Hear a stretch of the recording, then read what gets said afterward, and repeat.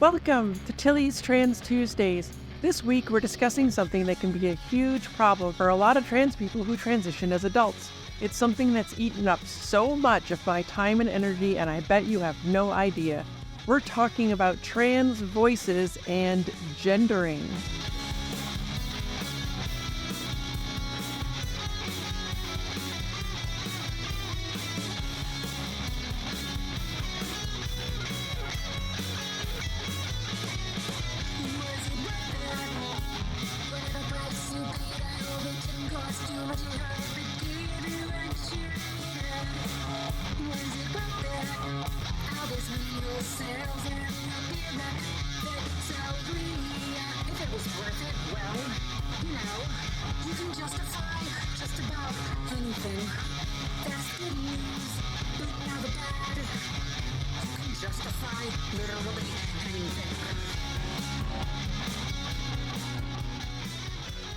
Hi, I'm Tilly Bridges, your host, and I'm joined by my writing partner, my best friend, my wife, our token cis representation, the voice that always calls me home, Susan Bridges. What? That's like super sweet, and That's me, baby. no, I'm hiding now. Our guest this week is Jillian Morgan, the sound editor for Tilly's Trans Tuesdays and the director of the Kingery for Pendant Audio, as well as being a voice actress. She has been happily married to the world's most supportive wife for 21 years and is the mom of 2 fur babies. She left the world of sports radio after 25 years to find her true self and couldn't be happier. She recently completed her bachelor's degree in theater after a very extended break and is in the process of applying to graduate school. She delights in all things nerdy and particularly enjoys the parts of this podcast that the rest of the world will never hear but are nonetheless hilarious. Jillian, welcome back. Hello. Hey, it's good to be back on this side of the microphone. Yeah. And you are our first guest who has come back on after an initial run. So Woo! I want to ask what that's been like for you editing, as of this episode, 45 installments of this podcast. Wow, has it And- been that many? Yeah, and maybe tell people what that last sentence of your bio is all about. Well, as far as the last sentence of the bio, sometimes things happen during the recording of a podcast that just don't make the final cut. But I get to hear those in all of their glory, and some of them I share with little tags on the end, but a lot of them are just special moments between myself and Tilly and Susan and the guest. Yeah, We we may just have had had one one of of those. those, yes. That the audience will never hear. I mess things up a lot, and I have to apologize to Jillian and retake things. But it's okay. And some of them are Yeah. fantastic. I love them. Oh, you can get on some serious digressions and like cats getting involved or whatever. And it's just fun for me to listen to. But I know, yeah, this makes things way too long and doesn't have a point. So we'll just move on. Yeah.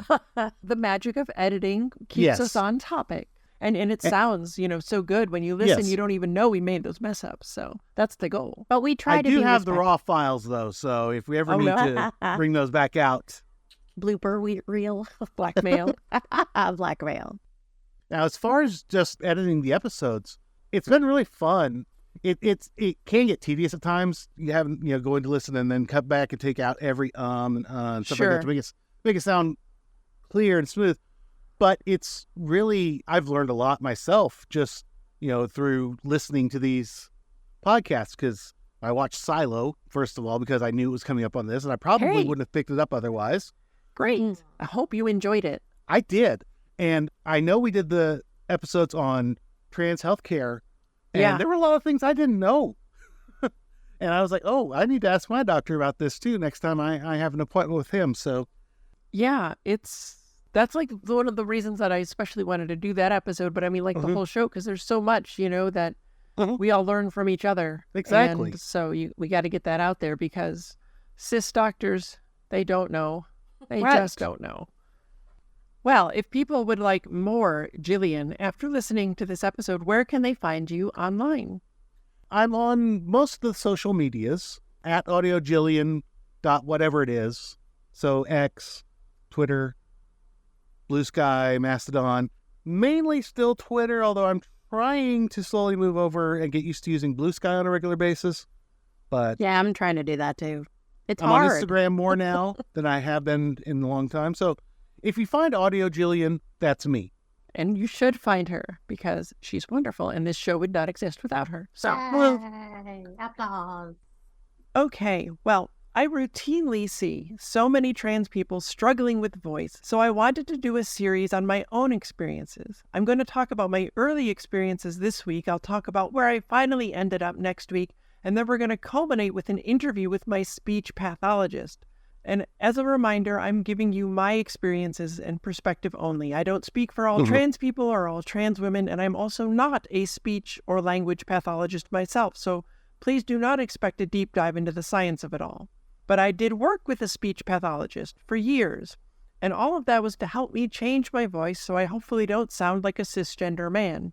The goal was twofold: make me feel more like me and reduce the gender dysphoria my voice gave me. But it's also to help me be gendered correctly as I move through this world that is often unkind or worse to trans people. It's also something of a safety issue because if you look like a woman but sound like a man, you can risk opening yourself up to even more abuse. And here's where it gets complex, because no one should have to have any voice other than the one they want just to feel safe and accepted for who they are.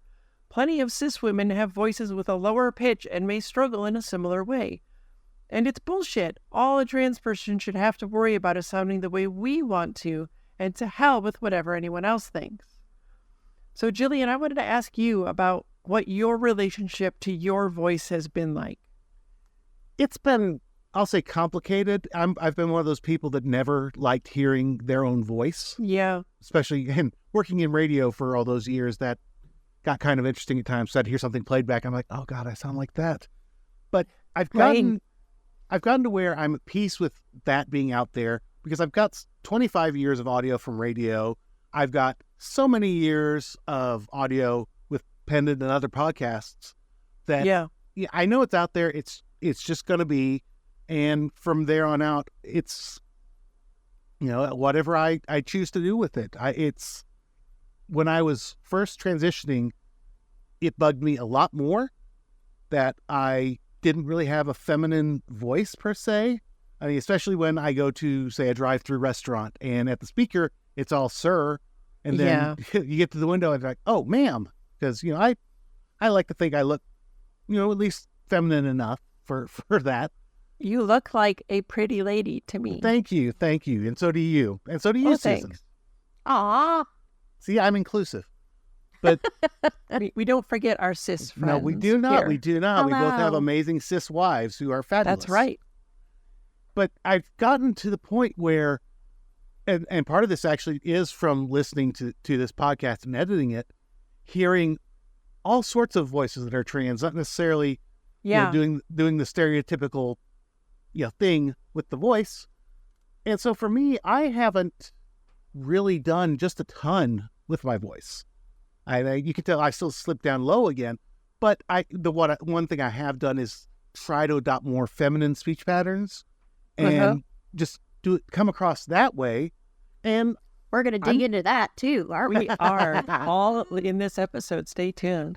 Yes. And so I'm just, I'm pretty at peace with how I sound now, except when I sing. When I sing, I'm so angry at myself for allowing my high range to go away. Because I used to have a nice tenor range, and now I'm firmly in baritone, and it sucks. I'm jealous, though, because I can't really sing at all. Although, Susan, I think you can offer a little bit of, response to this, because since I've been in voice therapy, I think my singing has gotten better. Like, it's not great, but I used to be so bad, and now I think it's marginally better. Like, I can sing Happy Birthday mostly okay. I'd say marginally better. Yeah. Well, that's weird, because we didn't discuss singing at all, but I think it's just, I don't know. Going through years of voice therapy trains you to listen to your own voice better than you did before, I think, and maybe that's part of it. I don't know, but maybe. I have no musical talent whatsoever. It's a big, depressing, sad spot in my life. I don't understand it. I just love it. And yet you make up some of the most beautiful songs. Oh, well. Lyrics are different from melody, though, this shall is true. we say. Yeah. Okay, so there's an event from my past that I want to talk about. I was on a Zoom call that was audio only. At the time, I didn't have an avatar or user photo, so on audio-only calls, it just showed my name in the square where the video would otherwise be. Not that a photo would necessarily have helped anyway, as I do not believe that I pass as a cis person. And for more on how fraught that entire concept is, please see the Trans Tuesday on misgendering and passing, which was episode 34 of this show. Anyway, after an hour and a half of lively, interesting discussion, someone else on the call said something to the effect of, "We're all men here," and my heart sank below the bottom of the ocean.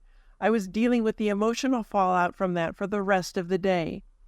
It wasn't malicious, it wasn't intentional misgendering, and the host of the call, who is a very good friend of mine, immediately corrected the guy who said it and told him I'm a woman so that I didn't have to, which is peak allyship, in my opinion.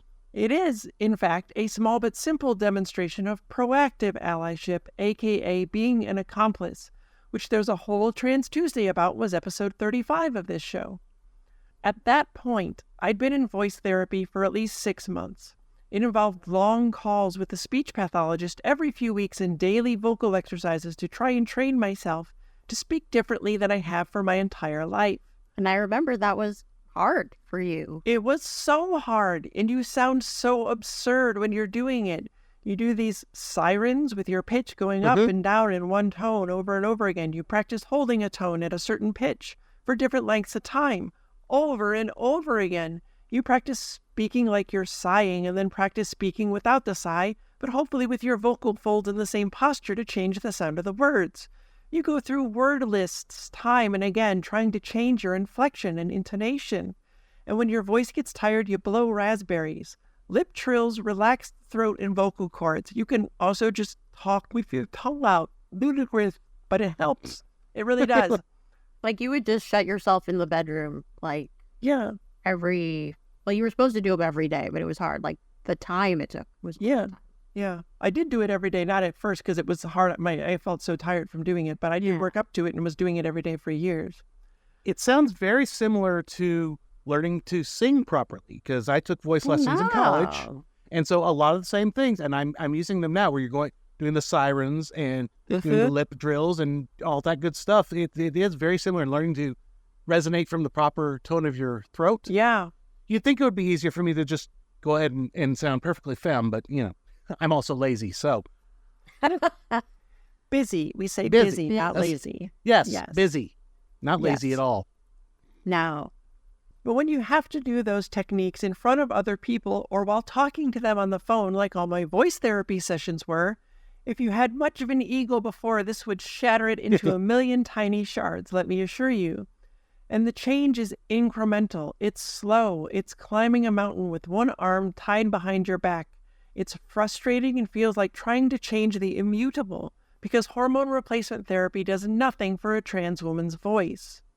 And on this call, I talked to this guy for 90 minutes, and he could see my name was Tilly, and the others on the call referred to me as Tilly, and he still thought I was a damned man.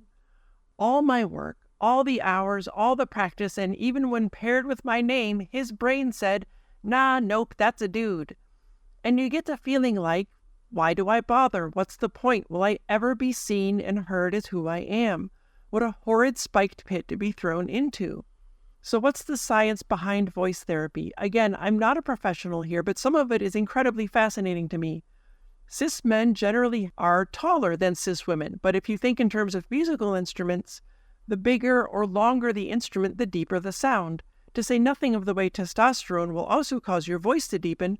Hey, look, another reason it's super important to let trans kids have access to puberty blockers. What? I talked all about that in the Trans Tuesday on trans kids and the intake exam, which you can find at tillystranstuesdays.com. But people who are assigned male at birth have vocal folds that close all the way.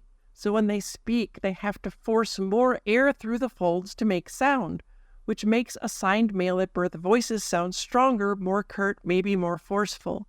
People who are assigned female at birth have vocal folds that don't close all the way. So when they speak, assigned female at birth voices tend to be a little breathier and softer and maybe a little more drawn out because more air gets through and they don't have to force the folds open. A lot of the work I did at the beginning of voice therapy, in addition to trying to learn to speak from the front of my face and not from deep in my chest, Was trying to train my vocal cords so I could speak a little softer and breathier like people assigned female at birth generally tend to. I don't know about you, but I'm a science nerd and I find that absolutely fascinating. Nerd. Yes. Nerds. But it can't just be fun and cool science. Oh no, because we live in a society and how that society treats us impacts every facet of our lives. When I first talked to my first voice therapist, I only worked with the first one for about 6 months and then worked the second for 2 years. She felt compelled to give me a disclaimer. A lot of this is sexist. A lot of it is very sexist, and she hated it. And yet, some of those very things are a good way to help a trans woman get gendered correctly. Like the way cis women often pitch up at the end of a sentence, so everything might sound like a question, even when it's not. And if you do that fairly consistently, a lot of people's brains, they'll read that as a woman speaking. And how much bullshit is that? How much? All of it. So much. I mean, yeah, that's super sexist because it's like a softening. Yeah. The way you're expressing yourself so that it doesn't sound like you're being declarative Or assertive. Men will do that. Right. And if you do that, a man's going to like attack you because how dare you be an expert in anything and not be a man? And yeah. They don't even realize that's what's happening in their brains, but that's what's happening. Right. It's like you're permanently asking the question, does that make sense? Or did I say that right at the end of it? Yeah. And so it's a no-win situation because if you don't do it, you sound more dude. Whereas if you do it, yes, you sound them, but you also sound a little dim. A little dim. That's a great way to put It is. And Jillian, I wanted to ask you if you noticed after transition how much more gendered speech is than noticing it before, because like I thought I knew before transition how gendered it was, right? But then afterwards it's like I'd only seen 10 foot down an entire mountain. Right. Yeah, that's definitely one of the things I noticed. The questioning at the end, bringing it up at the end. Another one is I have consciously worked on trying to articulate a little better because I know I could get very sloppy and just kind of run everything together, but that's as much just wanting to get through things as fast as possible. Right. But you definitely don't realize until you're working on it, like I just did right there, that that there are ways that we do consciously or subconsciously have these ways of feminizing our voice, no matter how silly they may sound. Yeah. All right, so let me show you some of these examples. When I first began voice therapy, I was sent a huge packet of information. It's got some scientific explanations for things. Most of it was large and varied word lists that I use for different exercises to practice. But when I was first going through it, a few pages made my head explode. Like this one. This was a worksheet titled Highlighting Vocabulary Differences. And the text at the top read, "The following scene played out between a man and a woman. Read through the scenario and determine which character was the man and which character was the woman. Oh my God. Based on the vocabulary used. Highlight the words that are stereotypically gender specific." I read it alone. I'm sorry. Okay, here we go. Susan, you are character A, so start us off. Hi. How are you? I'm doing good. You? I've been fantastic. It seems like it has been so long since I've seen you. What have you been up to? And not much, just the same old, same old. How about you? How was your weekend? My weekend was great. I bought a new outfit on Saturday and got a brand new hairdo on Sunday. I was afraid my stylist wouldn't cut it right, but he did. Oh yeah, it looks good. Thanks. Did you have a nice weekend? It was pretty good. I went to this restaurant called Umami. I liked it. I've been there. Oh my goodness, their food is so yummy. I have to go back soon. Yeah, I liked it a lot. Well, it was great to see you. I have to go to class now. Yeah, it was good to see you too. I hope to see you around sometime. Have a good one. That would be wonderful. Bye. Okay, wait, there's more. This was the next worksheet entitled Highlighting Vocabulary Differences. Hold on, isn't this the point where we say, do you know which one was the man? Well, we'll discuss that when we get through these, but yes. My A again then? I'll be A this time. Okay, all right. Okay. So this was also highlighting vocabulary differences, and the text at the top was exactly the same. This was a man and a woman speaking. Highlight the differences between them. Try to pick out which is which. What are you going to order? I'm not sure yet. Have you decided? Uh-huh. Oh, what are you going to have? I'm going to have the number 8. Oh, that looks good. Yeah, I've never had it before. Ew, there's a hair in my water glass. Yuck. That's not cool. Tell the waiter. I will. I just hope he doesn't think I'm being rude. Nah, you're just pointing it out. No big deal. Okay. I think I'll try the number 6. That looks so delicious. Yeah, I saw that one. You're going to have to let me try it. Absolutely not. I'm just teasing. Ha, you better be. Okay, where is our waiter? My tummy is rumbling, and I want a new water glass. Oh my God. I'm trying to be quiet tummy. back here while you're doing these, and it's My hilarious. tummy. All Are right. you serious? I am not 4. Okay, hold on. We've got one more. But Because wait, if you there's thought more. those were bad, Oh, boy. if you thought those were bad, here we go. This was a worksheet titled Highlighting Style Differences. And the text at the top read, the following scene played out between a man and a woman. Read through the scenario and determine which character was the man and which character was the woman based on their communication style. You want to be A or B? A. Go for it. I had a difficult day at work today. My boss was so grumpy. He really hurt my feelings. Wow. You might need to talk to HR about her.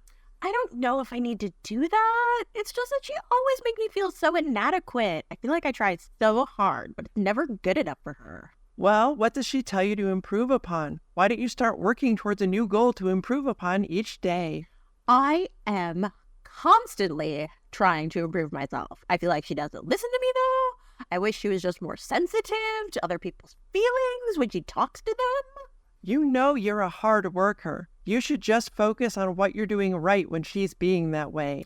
Yeah, I know. It's hard, though. I guess I'm too sensitive sometimes. I wish I could talk to my coworkers about this, but they all seem to love her.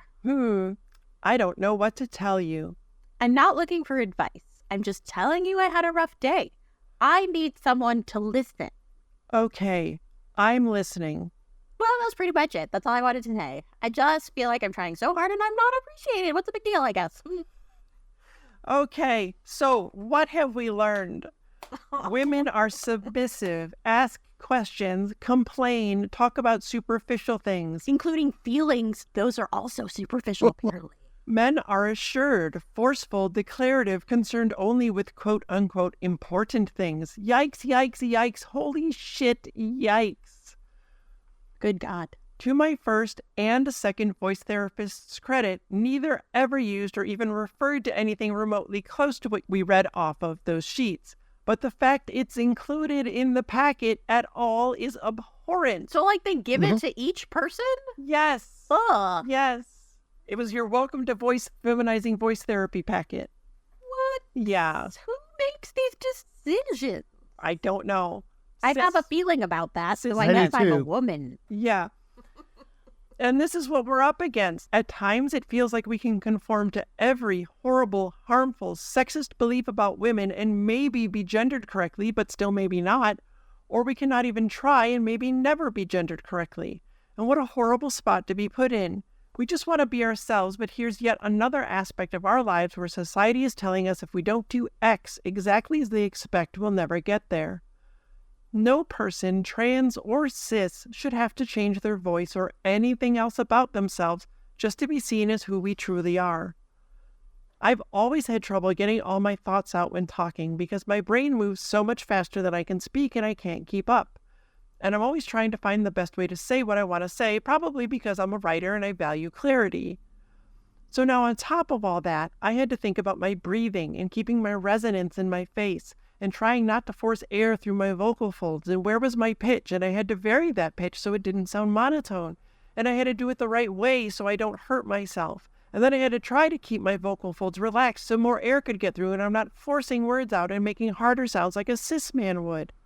And it felt like when someone asked me a question, I'd need 2 minutes to do all of that first, and then maybe I could try to reply. But you don't get 2-minute gaps in conversations. So my brain and body were moving at light speed, trying to do all of this at once. And Jillian, I want to ask if you have had that same problem where, like, I know that you said that you haven't worked on your voice that much, but I can hear a difference because I've heard you in our shows for so long and you sound very different to me now. Yeah. And I was wondering if you had a more complex reply or answer to a question.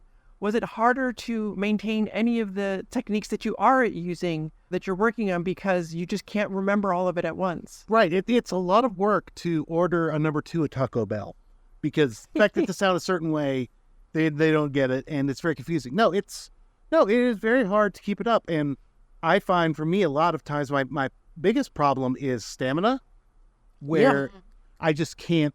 I can do it for short bursts. Yeah. Or, like 3 to 5 minutes maybe. But I mean, even in the course of this podcast, I can feel that my voice has dropped a little bit more to my, I'll say, quote unquote, comfort range. Sure. And, that's definitely one thing that I definitely need to work on, especially if I end up going into a job again after college or just in college where I have to speak to large groups of people for a longer period of time than I'm used to. Yeah. It's really tough. Yeah, it's very difficult, and it's so much work just to be pretty. No, you make it look effortless. Yes. But yeah, stamina was the hardest thing for me. It was the last thing to arrive. And we'll be talking about that a little bit in the future. So stay tuned and you'll hear all about my own struggles with that. Because just speaking at first at all was exhausting. And it did get easier, which is something we'll talk about next week. But it's just so much work and it's so hard and it took years. And I don't think anybody even knows what it's like if they haven't had this experience themselves. Now, the only ill will I hold toward that person who misgendered me on the Zoom call is that he made a gender assumption he shouldn't have. Well, he also didn't bother to apologize, so okay, I guess I'm still mad about that, and I prefer to just never be around him. Yeah, But I would like to please caution all of you out there to never make any assumption about someone's gender, not based on their hair or their clothes or their voice or the way they talk or any damned other thing. Because what's the benefit to you?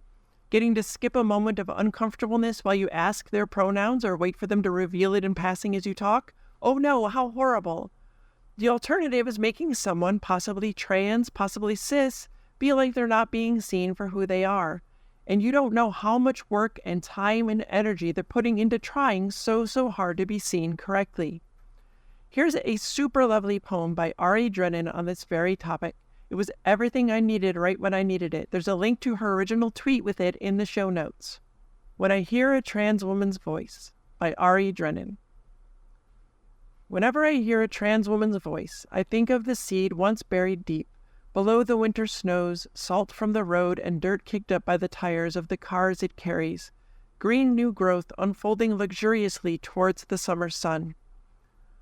One time in college, a kindly old professor took me aside after his lecture to let me know that the questions at the ends of my sentences made me sound less bright, as though knowledge is a bristling martial march and not the realization that most of what's in our head would not survive first contact with a question. I thanked him, shut myself in my room, practiced sounding certain. Boys are certain, right? When I hear a trans woman's voice, I think of a spring-loaded silver ballerina in my grandmother's attic, twisted taut since some forgotten niece's forgotten birthday, dancing by herself for the pleasure of the moonlight. I practice sounding uncertain. I practice being uncertain. I unfold my words from the space within my chest and let them flow through the tiny circles I form with my mouth. I think of the soft chatter of spring songbirds and the glow of chamomile tea sipped under plush blankets. I think of blooming dandelions and lips stained by wild raspberries. Thanks for being here, Jillian. My pleasure. That was a wonderful poem, too. Please understand how difficult voice can be for us, and stop assuming people's gender based on voice or appearance or anything else. It's the kind thing to do. And keep at it, trans friends. Over time, you can move mountains. Tilly Bridges, end transmission.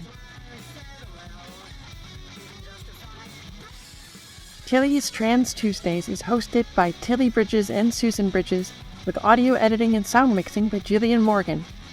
Special thanks to Daisy and Jane for the use of Sorry Not Sorry as our show's theme music. Please stop by and show your support at daisyandjane.bandcamp.com and soundcloud.com/Daisy and Jane. You can find me at Tilly Bridges on Twitter and Hive, on Mastodon at TillyBridges at mastodon.social, at facebook.com/TillySBridges, and on Insta at HeckYeahTillyBridges.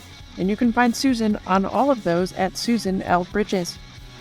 The Google Doc and social media versions of this week's topic and all past topics are available at Tilly'sTransTuesdays.com. For more information, visit pendantaudio.com. Thanks for listening.